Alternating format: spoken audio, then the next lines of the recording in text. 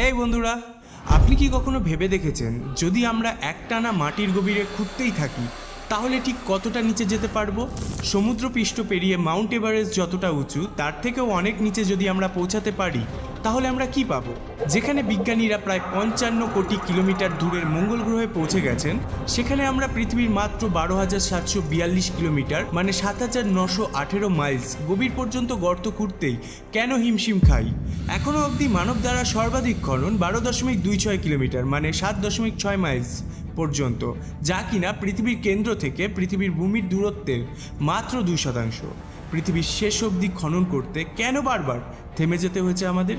কি এমন আছে এই পৃথিবীর ভেতরে যা বড় বড় খনন যন্ত্রকেও নথি স্বীকার করতে বাধ্য করে? আজকে অদ্ভুত দর্শের এই কল্পবিজ্ঞানের ভিডিওটিতে আমরা নামবো সেই অজানা গভীরতার দিকে যেখানে লুকিয়ে রয়েছে ভয়ানক গোপন কিছু রহস্য।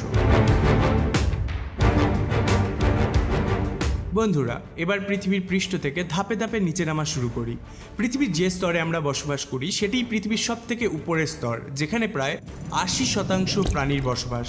মাত্র 1 থেকে 2 ফুট নিচে গেলেই আপনি দেখতে পাবেন ইঁদুর এবং পোকামাকড়ের গর্ত।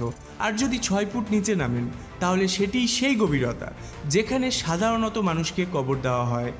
এর থেকে একটু গভীরে মানে 13 ফুট নিচে পৌঁছালে আপনি চলে যাবেন প্রাচীন ইতিহাসে, কারণ এখানেই আবিষ্কৃত হয়েছিল মিশরের প্রায় 3000 বছরের পুরনো রাজা তুতেনখামেনের সমাধি ও অমূল্য ধনসম্পদ। সাধারণত প্রাচীন মিশরীয়রা রাজাদের 10 ফুট নিচেই কবর দিতেন।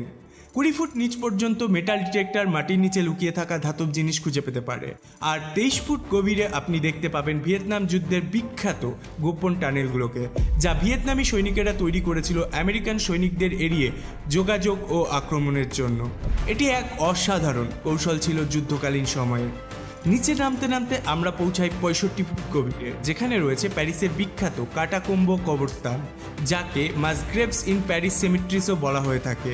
এর প্রতিটি কক্ষে 1500টি পর্যন্ত মৃতদেহ রাখার ব্যবস্থা রয়েছে, যেখানে আজ অবধি প্রায় 60 লক্ষ মানুষের কঙ্কাল বিশ্রাম নিচ্ছে।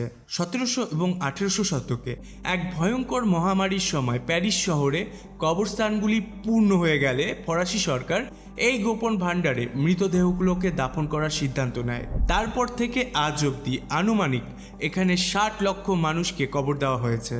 এরপর 180 ফিট নিচে গেলে আপনি দেখতে পাবেন এক অভিনব উদ্যোগ, চীনের আন্ডারগ্রাউন্ড আরবান ফার্ম, যেখানে কৃত্রিম আলো ব্যবহার করে মাটির নিচেই চাষাবাদ করা হয়।